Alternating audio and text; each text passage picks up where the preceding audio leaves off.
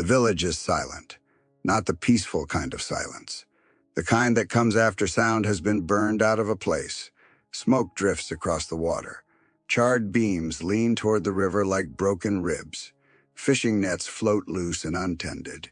Their corks bob gently as if nothing happened. And at the center of it all stands a tree, a large one old. The kind villagers once gathered under for shade. Now it serves a different purpose. From its branches hang ropes, and from those ropes hang heads, dozens of them. They sway slightly in the coastal wind, turning slowly, frozen in expressions that no longer matter.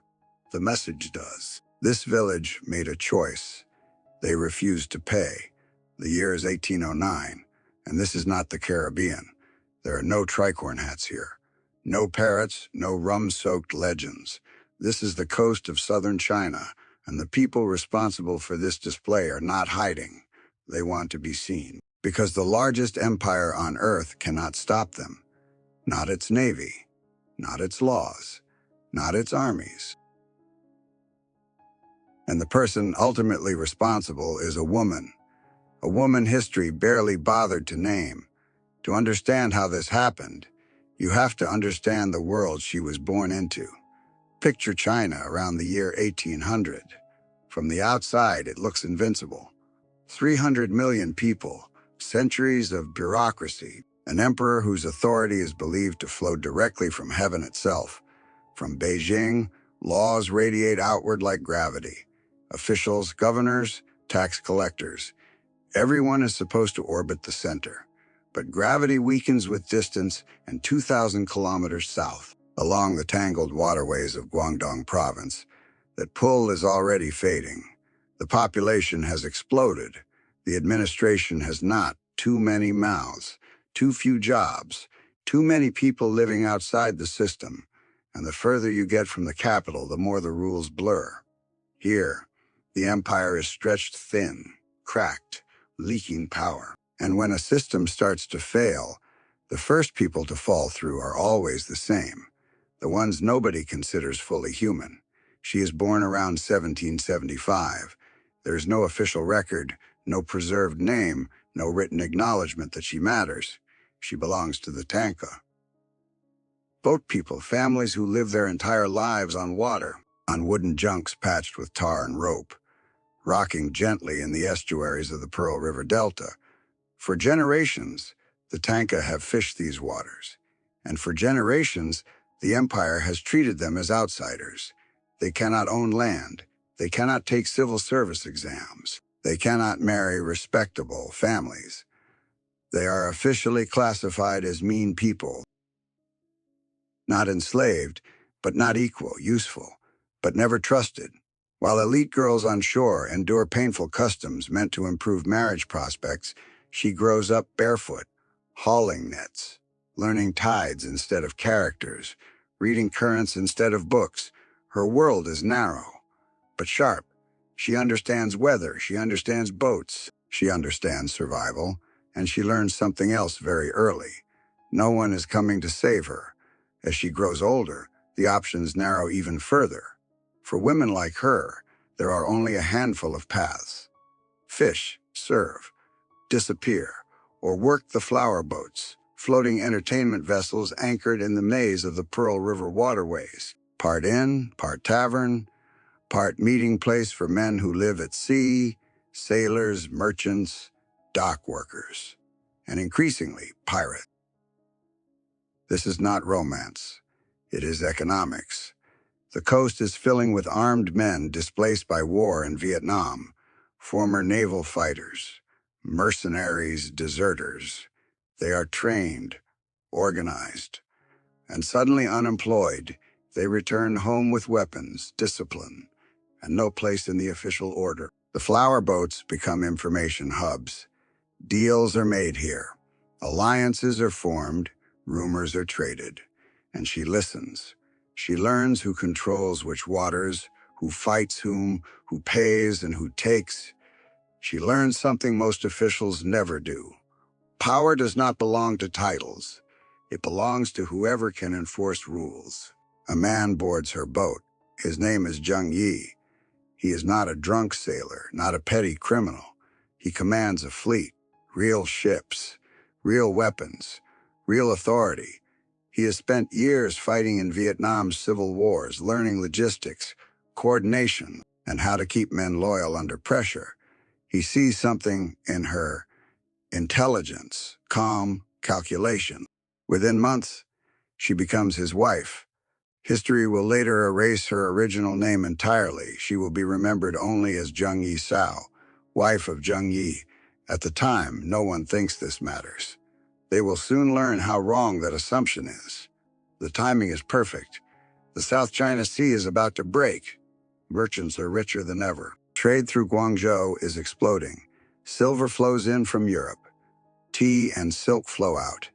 And guarding it all is a decaying coastal navy riddled with corruption. Ships are undercrewed, weapons are outdated. Officers skim funds and look away. Piracy surges, not small raids, organized fleets. So many that pirates begin attacking each other just to survive. That is when the smartest leaders decide to stop competing. They unify. 6 major pirate fleets form a confederation. Different flags, different commanders. One central authority. Zheng Yi becomes its public face. His red flag fleet is the strongest, the best organized, the most feared. But behind the scenes, something else is happening. While Zheng Yi negotiates alliances, she builds structure. Who gets paid, who gets promoted, who gets punished. She studies how the empire works. Then she builds a replacement. Salt merchants begin paying pirate convoys instead of imperial escorts. Fishing villages buy protection contracts. Documents stamped with pirate seals become more reliable than government papers. By the early 1800s, even fishermen carry pirate-issued passes. The waterways no longer belong to Beijing. They belong to the Confederation. And at the center of it all, quiet, observant, underestimated, is Zheng Yi Sao. This is only the beginning. The Confederation does not look like an empire. There is no capital city, no marble halls, no throne. It exists on water, moving flexible. Hard to pin down. 6 fleets, thousands of ships, each flying a different flag. Red, black, white, blue. Green, yellow. Each color represents a commander. Each commander answers to the Confederation. And at the center of that confederation is the red flag fleet, Zheng Yi's fleet, the largest, the most disciplined, the one everyone else measures themselves against. But numbers alone do not explain what comes next. What makes this moment different is organization. The pirates stop acting like raiders. They start acting like administrators. They divide territory. They assign patrol routes. They regulate who can attack where. Independent piracy becomes illegal. If you raid without authorization, you are punished severely because chaos is bad for business. And this is a business. The Pearl River Delta is one of the richest waterways on Earth. Silver flows in, tea flows out, silk, porcelain, opium. Everything passes through here, and now everything pays a toll. Merchants quickly learn the new rules. Pay once, get protection everywhere. Refuse, lose everything. Imperial escorts are unreliable. Pirate escorts are not. They arrive on time, they fight back. They do not abandon you mid-voyage because an officer accepted a bribe. Word spreads fast. So does fear. Fishing villages that once prayed for calm seas now pray the red flag fleet passes by. Because when it does, nothing attacks them. No rival pirates, no bandits, no rogue crews. The pirates enforce order. The empire does not. Zheng Yi Sao watches all of this carefully. She does not command from the deck with shouting and threats. She commands from calculation. She tracks supplies, food, gunpowder, timber. She understands that fleets do not survive on courage. They survive on logistics. A pirate ship is not a romantic thing. It is crowded, cramped, hundreds of people packed into wooden hulls designed for cargo, not war. Families live below deck. Children grow up next to cannons. Cooking fires burn dangerously close to powder stores. Disease spreads fast. Morale matters. And morale comes from predictability. So rules appear, clear ones.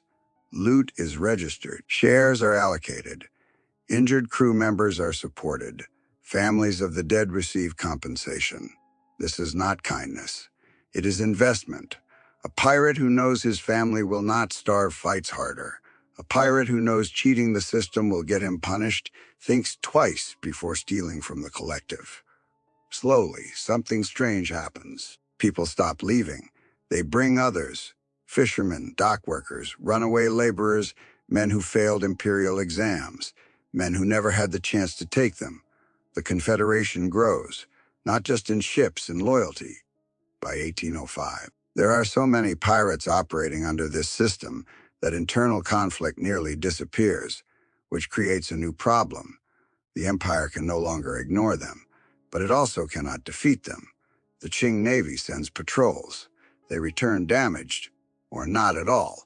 Officials write reports blaming weather, bad intelligence, local incompetence. Anything but the truth.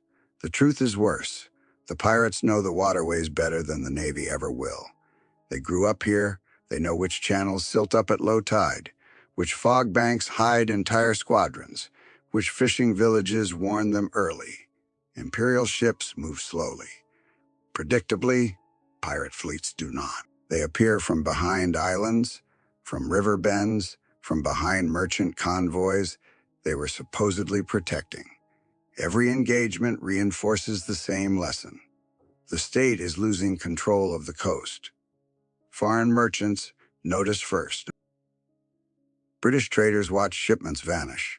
Portuguese officials in Macau hear constant complaints. Insurance rates explode.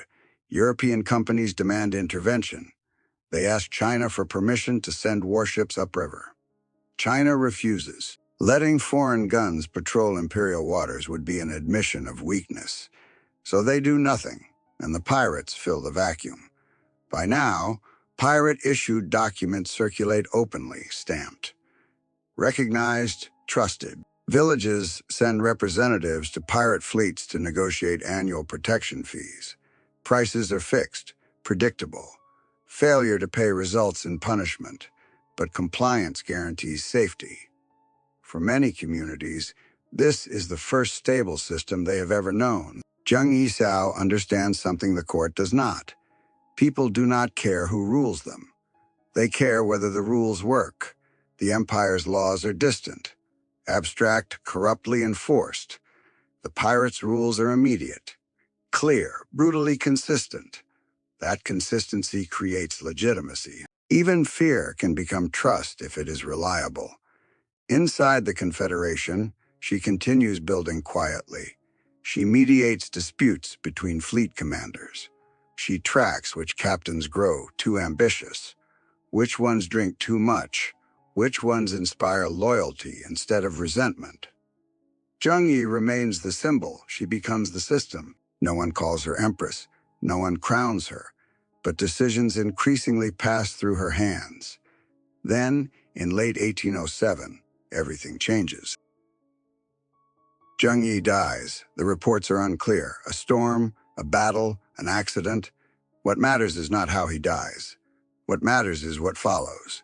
A confederation this large cannot remain leaderless. Power vacuums do not stay empty. They are filled, usually with blood, and everyone expects the same thing to happen here. They are wrong, because Zheng Yi Sao has already prepared. And in the next phase of this story, she will stop being underestimated forever.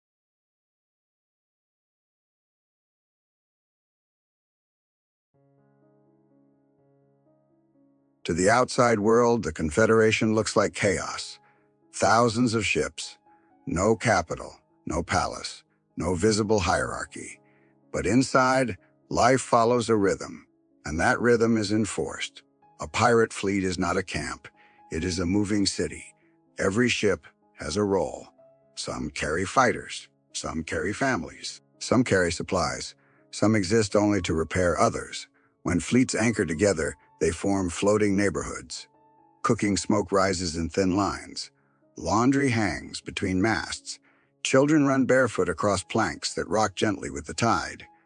This is the only home many of them have ever known. They are born on water. They learn to swim before they learn to walk, and they grow up believing the world is made of waves and wood. Order matters here. Without it, disease spreads. Food disappears. Violence turns inward. Zheng Yi Sao understands this instinctively.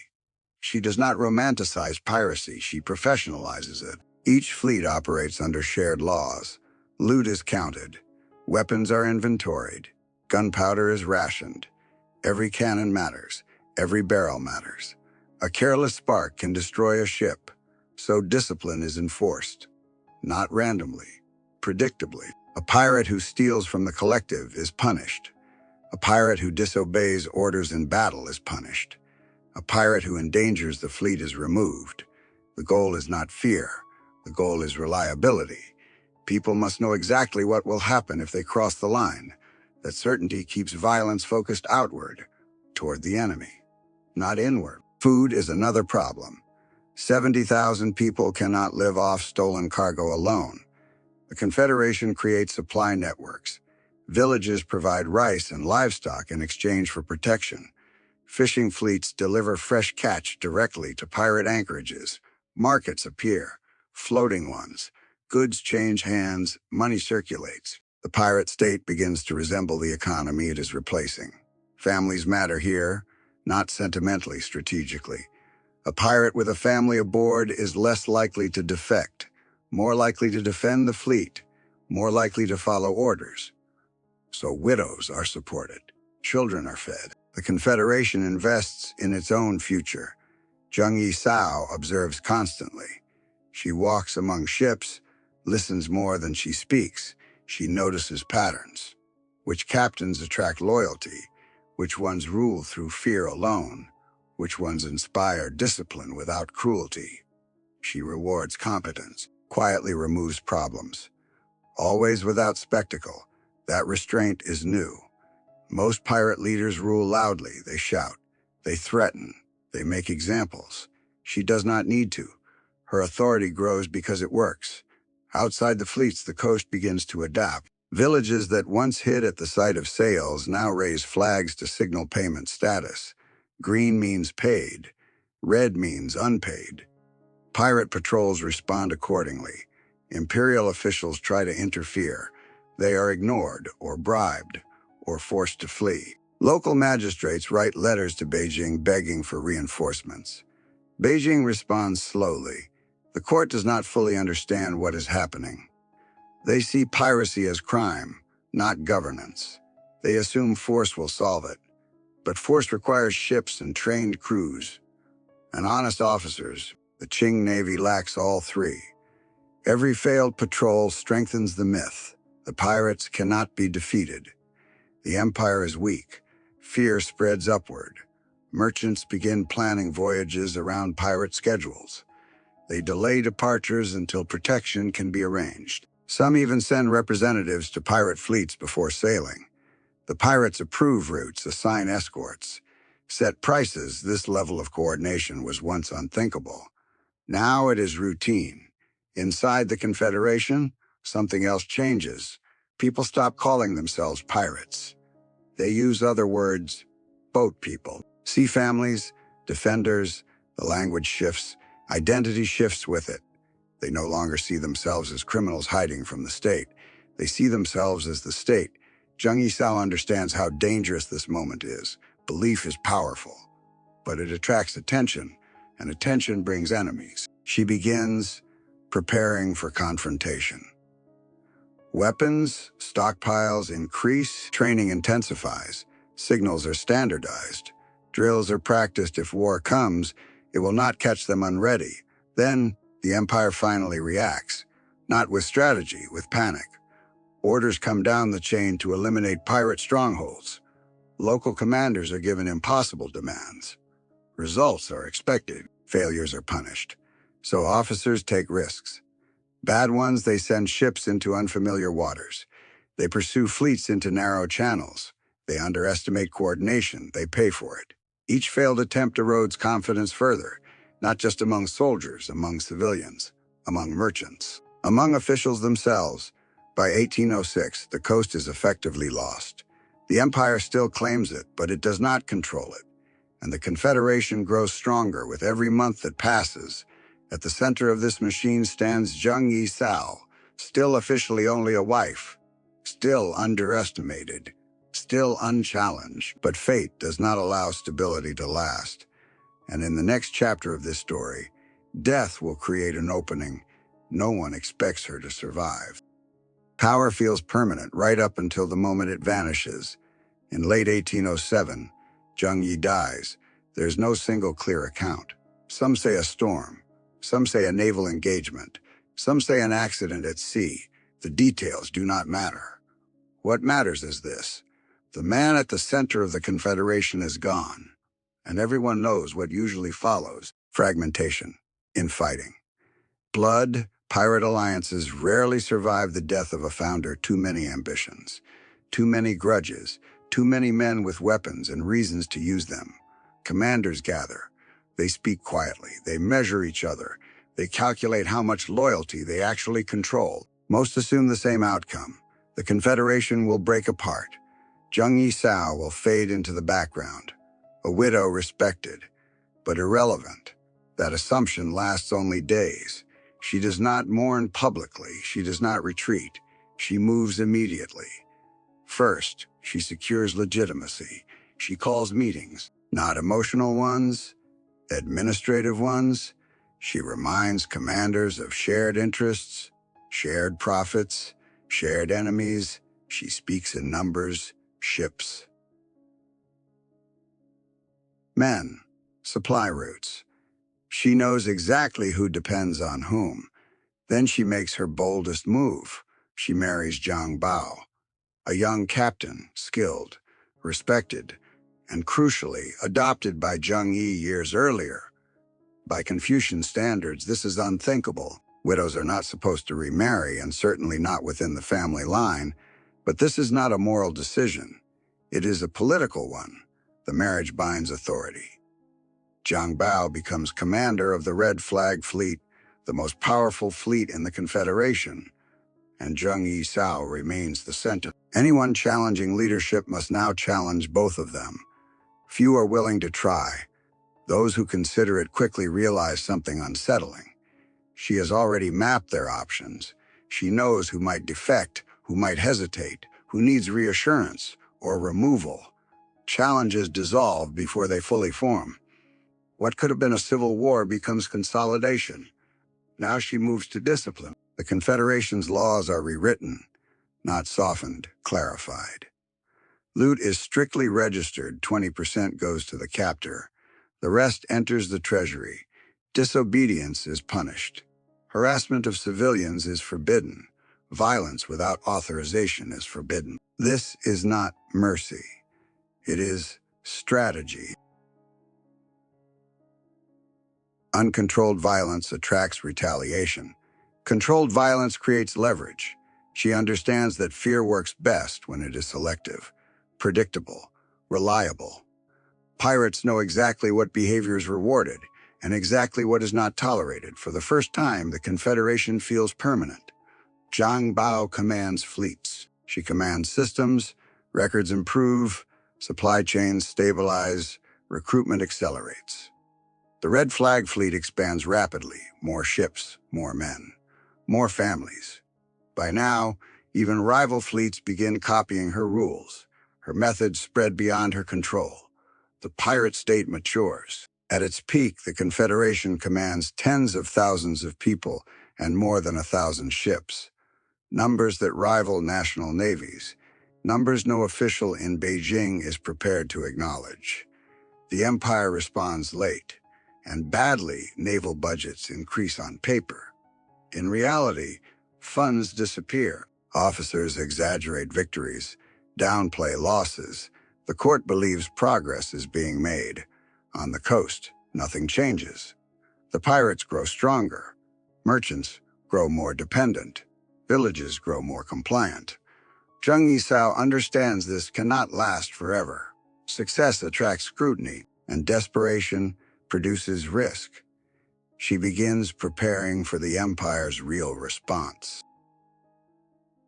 Because when states panic, they do not negotiate, they starve, they isolate, they make examples, and that moment is coming.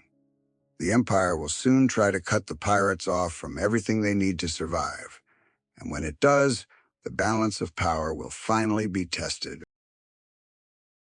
By 1808, the pirate confederation reaches its peak, not emotionally, structurally. This is what maximum control looks like when a state collapses at the edges.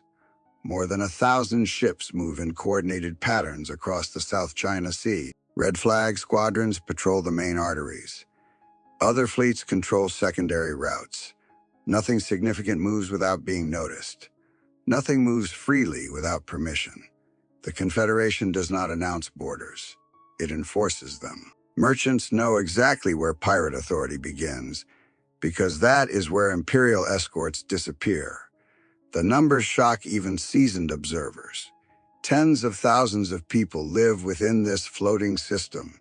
Fighters, sailors, families, craftsmen, suppliers, a mobile society that can relocate overnight. No walls to siege, no city to surround, just water and movement.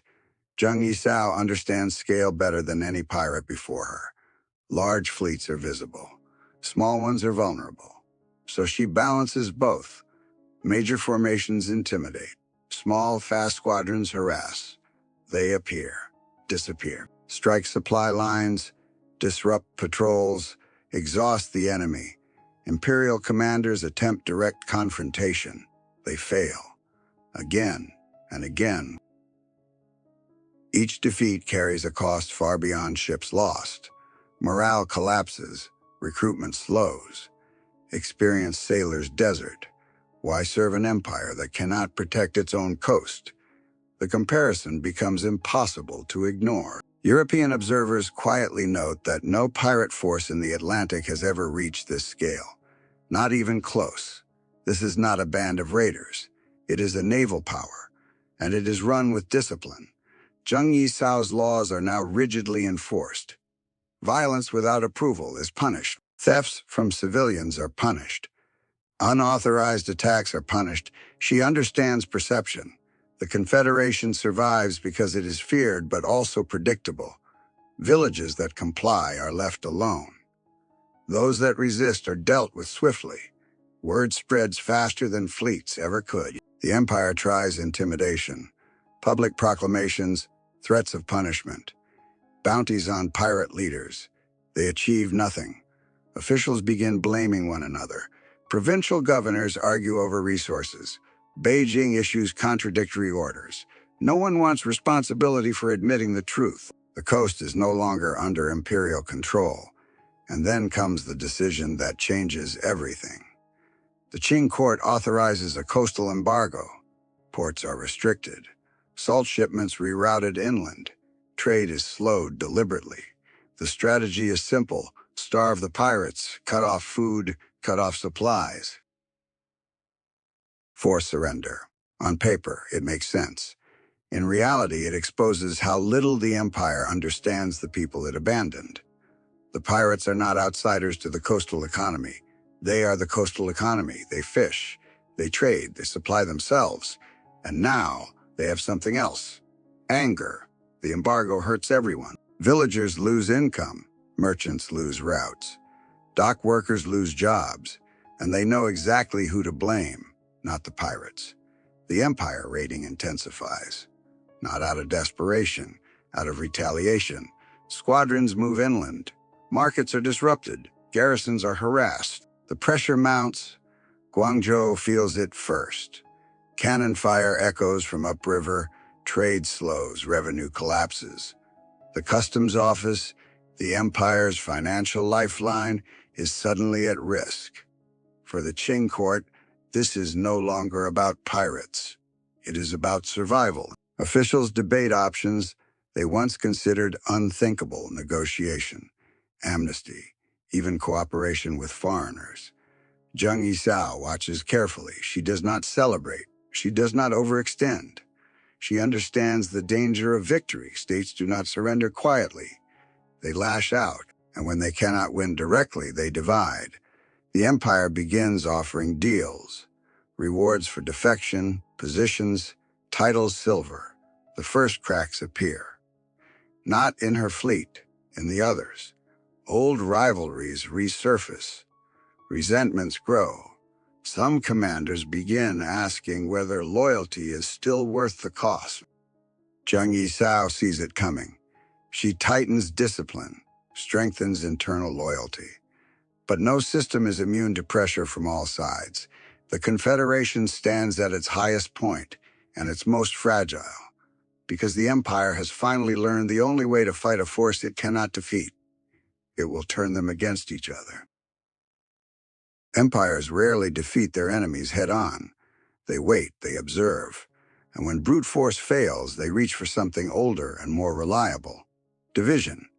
By 1809, the Qing court understands it cannot destroy the pirate confederation outright. Too many ships, too many people, too much local support. So the strategy changes. Instead of attacking the whole, the empire targets the seams.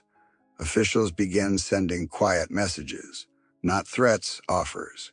Amnesty, government ranks, silver payments, a promise that yesterday's criminal can become tomorrow's official. Some commanders laugh at the idea. Others do not. Years of power have created pride, and pride creates resentment. Not every fleet benefits equally. Not every commander feels respected. Some believe the red flag fleet receives special treatment, better supplies, better routes, better protection. Whispers spread, not openly, quietly. Guo Padai commands the Black Flag Fleet. He is experienced, ambitious, and deeply aware that his power has plateaued. He watches Zhang Bao rise, watches Zheng Yi Sao consolidate authority. And he begins to ask a dangerous question. What happens after her? The empire answers for him. Envoys approach discreetly. They offer legitimacy, a naval commission, official recognition, a way out. At first, Guo Podai hesitates. Defection carries risk. If discovered, the punishment will be absolute. But pressure mounts. The embargo hurts profits. Supplies tighten, and loyalty becomes expensive. Then the moment comes, a request for support. The Red Flag Fleet is under pressure. Zhang Bao calls for reinforcements. Guo Padai delays, then refuses, then attacks. The clash is brief and devastating. Ships are captured, men are killed, trust is shattered.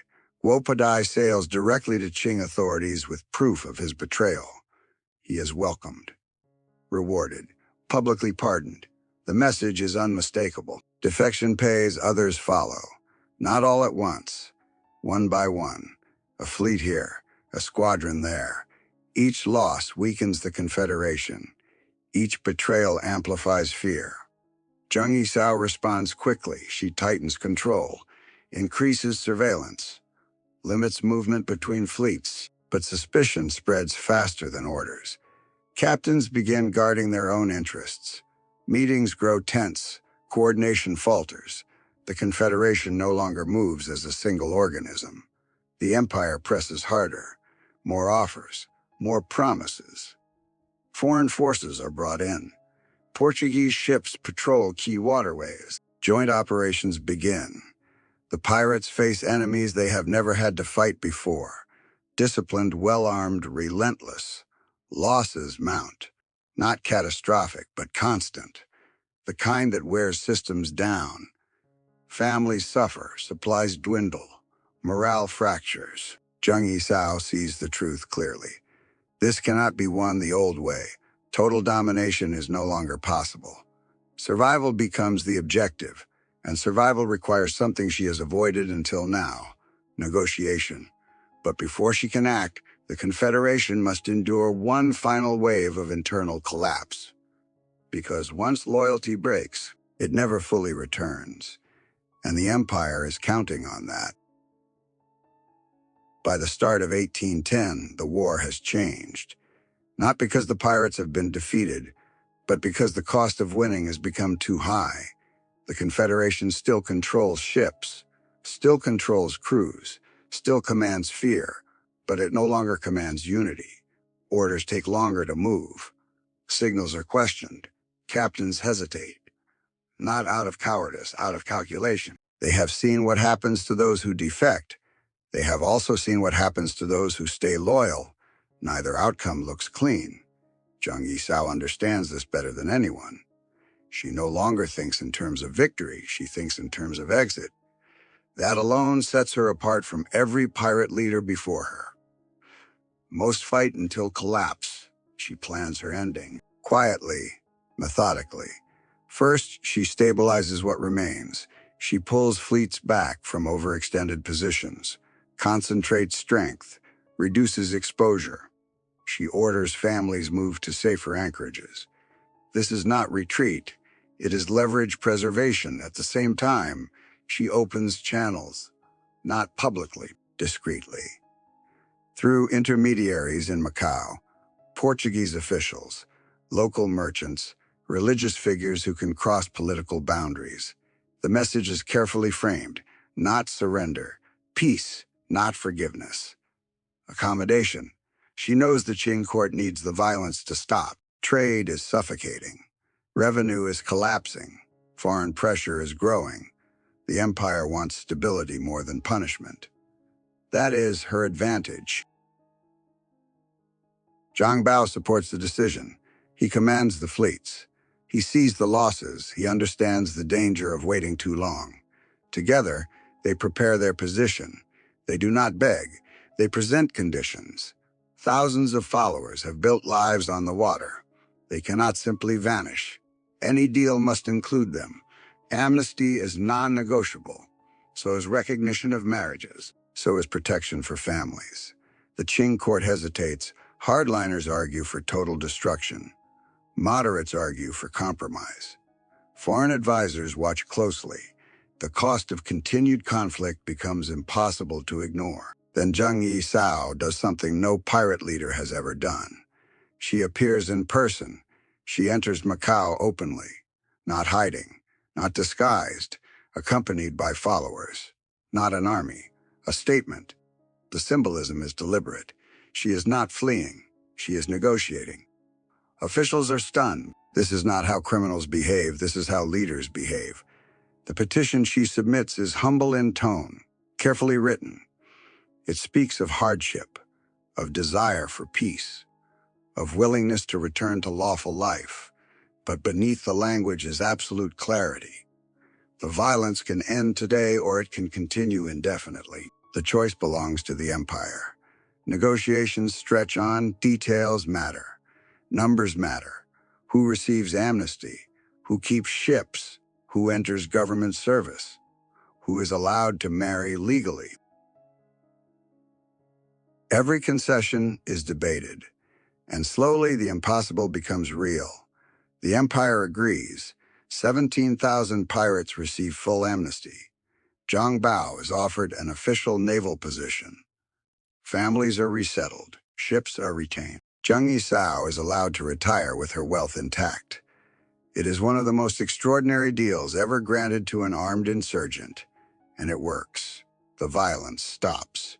Trade resumes. The coast grows quieter. The confederation dissolves without a final battle. Zheng Yi Sao walks away, alive, wealthy, free. The empire claims victory. But everyone watching knows the truth.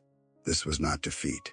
It was negotiation on her terms, and the consequences will echo far beyond her lifetime.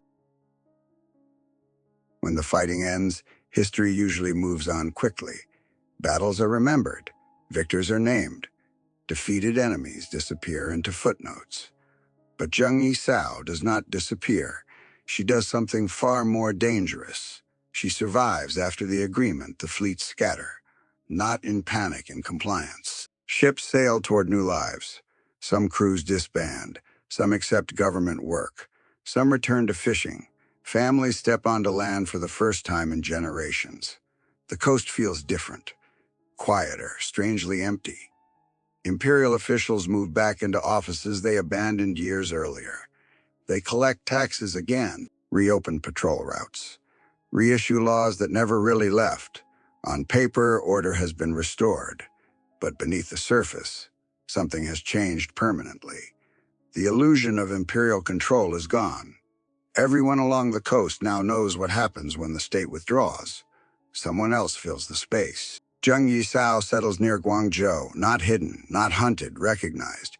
She runs a legal business, a gambling house, a place where money moves quietly and disputes are resolved without noise. She understands risk. She avoids attention. She lives comfortably. No titles, no ceremonies, just stability. Zhang Bao serves the Qing Navy. He fights former pirates, former allies, men who did not take the deal. The irony is not lost on anyone. He dies years later, on duty. She outlives him by decades. By the time she reaches old age, the world around her is unrecognizable. Foreign ships crowd Chinese waters. Trade expands under foreign rules. Ports open under pressure. The empire signs treaties it does not control. What the pirates proved by force, foreign powers now exploit through diplomacy and war. The Qing court insists the pirate crisis was resolved. But resolution is not the same as recovery. The coastal economy never fully returns to imperial dominance. Trust has been broken. Local power brokers remember how quickly Beijing abandoned them. When British warships arrive decades later, they meet resistance. But not unity. The precedent has already been set. Power can be challenged. Authority can be negotiated. Zheng Yi Sao never claims credit. She never writes memoirs. She leaves no manifesto. Her legacy survives indirectly, in whispers in foreign reports, in the quiet fear of officials who remember how close the empire came to losing its coast entirely. She dies around 1844, in bed peacefully, rich. No execution, no public reckoning, no punishment. Just an ending most rulers never receive. The empire outlives her, barely. A century later, it collapses completely, replaced by revolutions, foreign influence, and decades of upheaval. Historians argue over causes: corruption, population pressure, foreign aggression. But the warning signs were visible long before the collapse. They were written on water, in ships, in systems built by people the empire chose not to see. Zheng Yi Sao's story is not about piracy, it is about power. Who holds it, who enforces it, and what happens when official authority stops working. She proved that legitimacy does not come from heaven, it comes from results. The state forgot that lesson, and that is why she won. It would be comforting to believe this story is unique, a strange exception, a historical accident caused by unusual people in an unusual place at an unusual time. But that would be wrong. What Zheng Yi Sao built was not an anomaly. It was a pattern that appears whenever states weaken, trade concentrates, and people are left outside the system. Piracy is not born from chaos. It is born from gaps. Gaps in enforcement, gaps in opportunity, gaps between who the system serves and who it ignores. When those gaps grow large enough, someone steps into them, sometimes with laws, sometimes with uniforms, sometimes with ships and cannons. The form changes, the logic does not. After the pirate confederation dissolves, the South China Sea does not become peaceful. It becomes contested. Smaller pirate groups return. Smugglers adapt. Local strongmen fill micro-vacancies of power. The Qing Navy patrols again, but confidence is gone. Merchants no longer assume protection. They negotiate it. Foreign traders learn the lesson quickly. They do not wait for stability, they manufacture it. British merchants push for permanent naval presence. They argue it is necessary to suppress piracy, to protect trade, to ensure order. These arguments sound familiar. They will be used again, and again, and again. Anti-piracy becomes justification, not for protection, for control. By the early 19th century, foreign gunboats appear regularly. They claim to be restoring safety. What they are really doing is learning the coastline, mapping harbors, measuring resistance, testing how far authority can be pushed before someone pushes back. The Qing court tries to adapt, reforms are proposed, budgets adjusted, but the fundamental problem remains. Trust is broken. Local communities have seen alternatives. They know power is negotiable. They know protection can be purchased elsewhere. That knowledge does not disappear. Decades later, when pressure mounts from foreign empires, China does not respond as one. It fragments.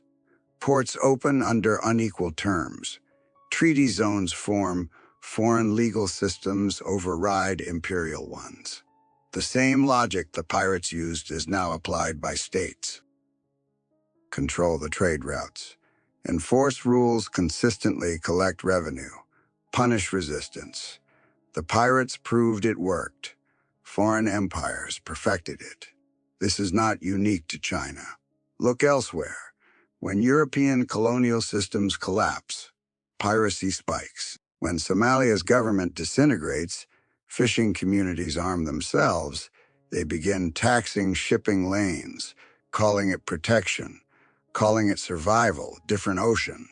Same logic, late 1990s. The Asian financial crisis hits, governments cut budgets, navies pull back, piracy surges in the Malacca Strait.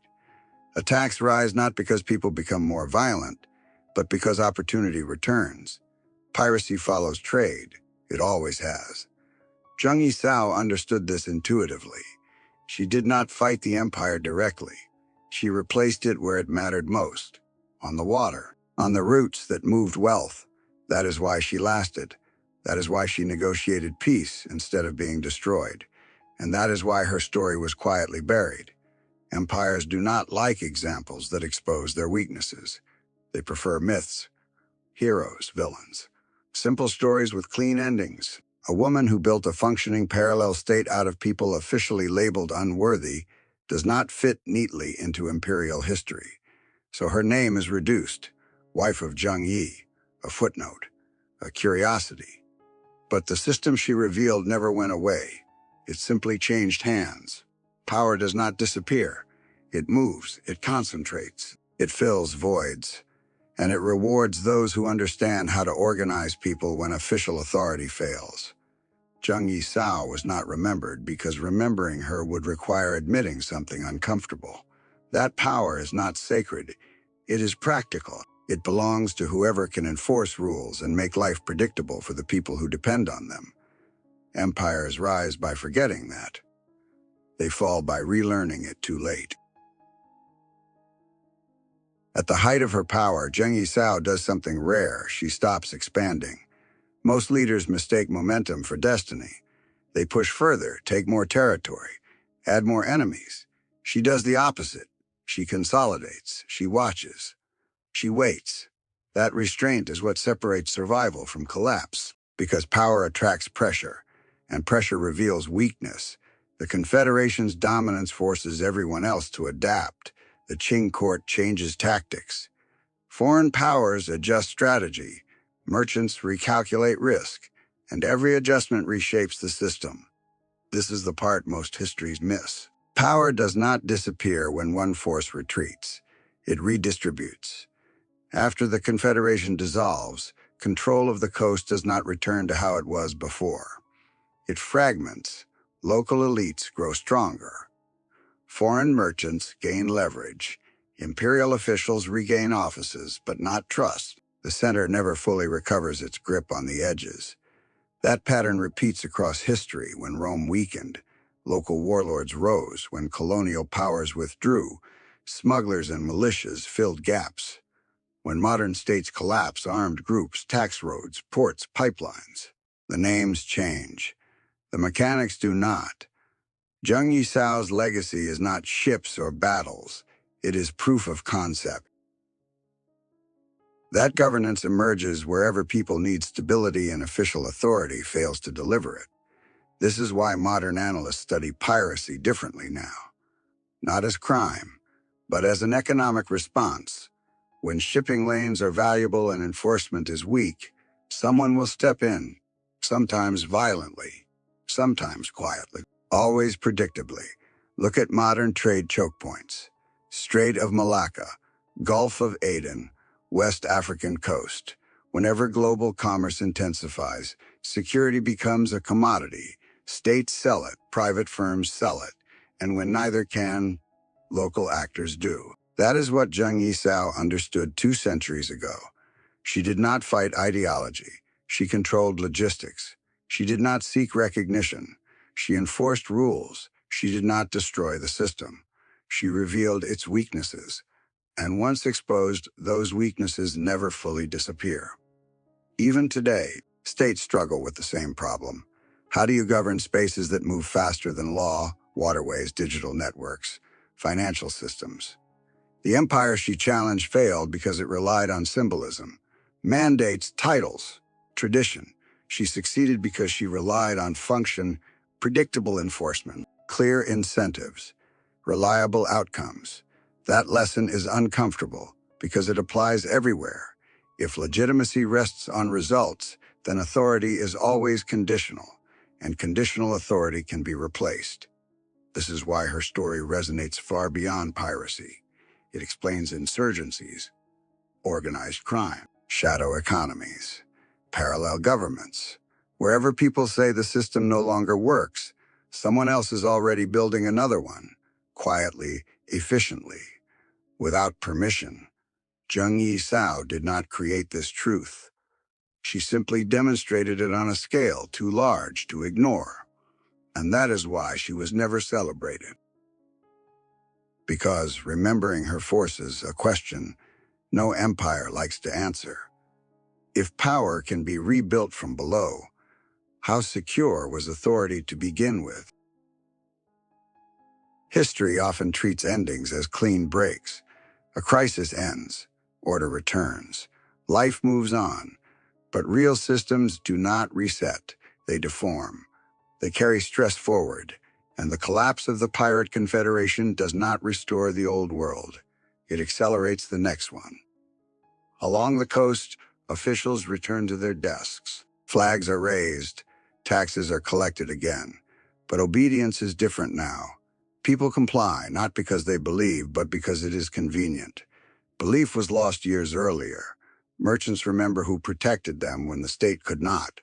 Fishing villages remember how quickly protection can be purchased outside official channels. Local elites remember that Beijing negotiates when pressure becomes real. That memory does not fade. It becomes strategy.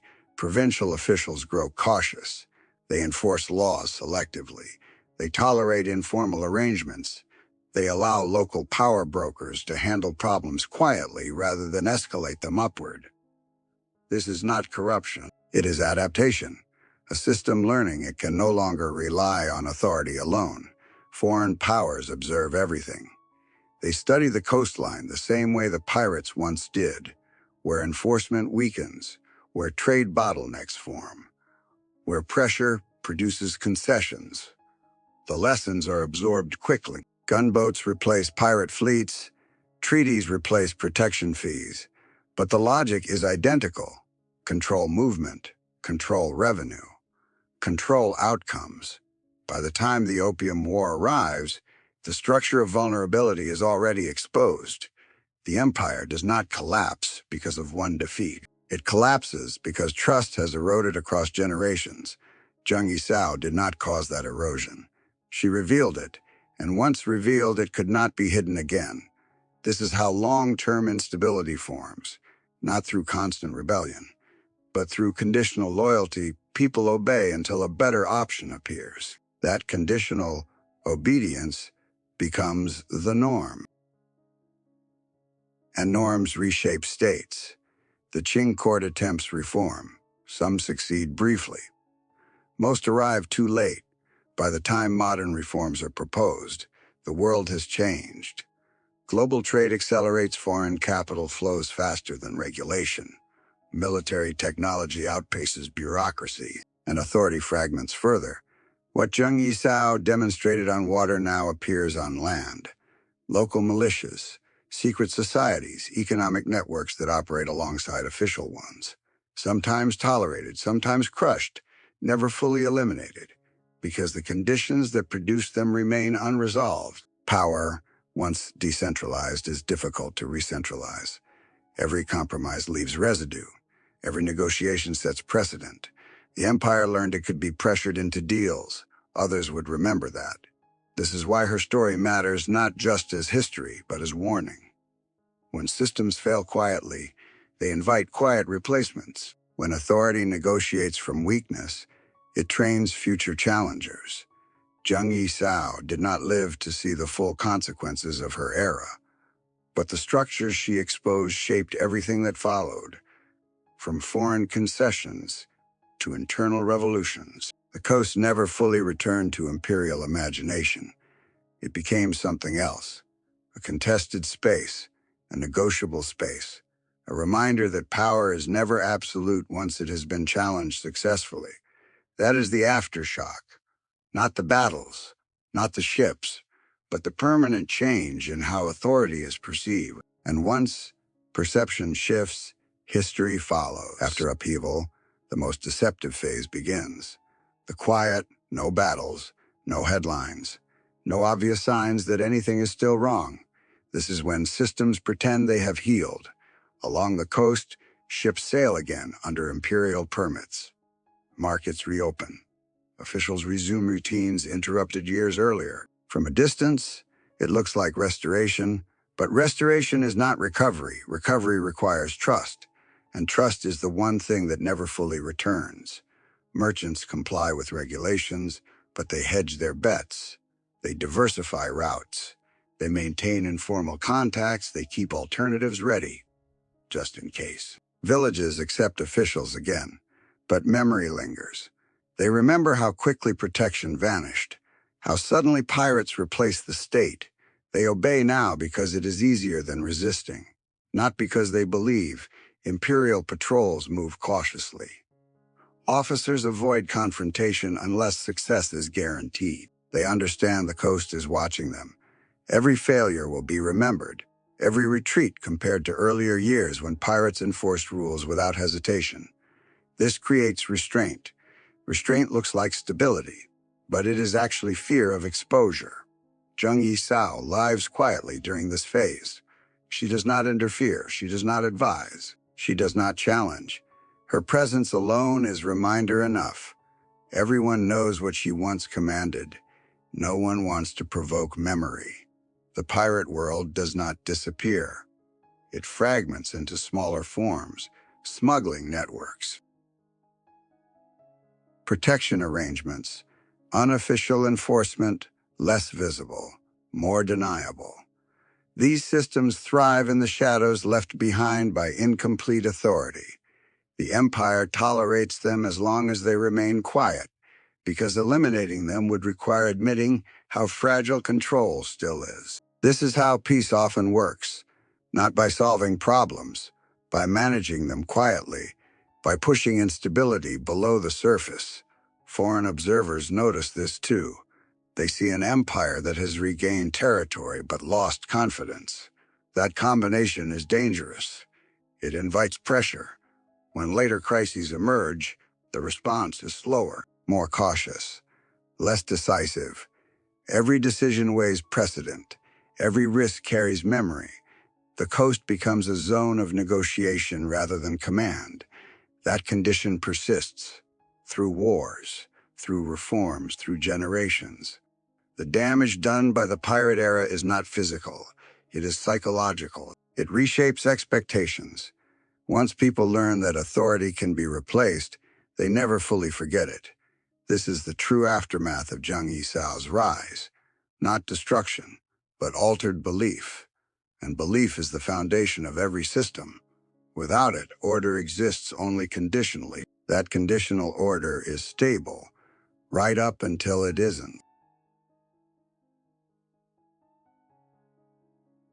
Long after events end, history begins its second life, not as memory, but as interpretation. This is where meaning is assigned, where stories are simplified, where complexity becomes inconvenient. Zheng Yi Sao enters this phase already at a disadvantage. She left no memoir, no manifesto, no official narrative to compete with imperial records.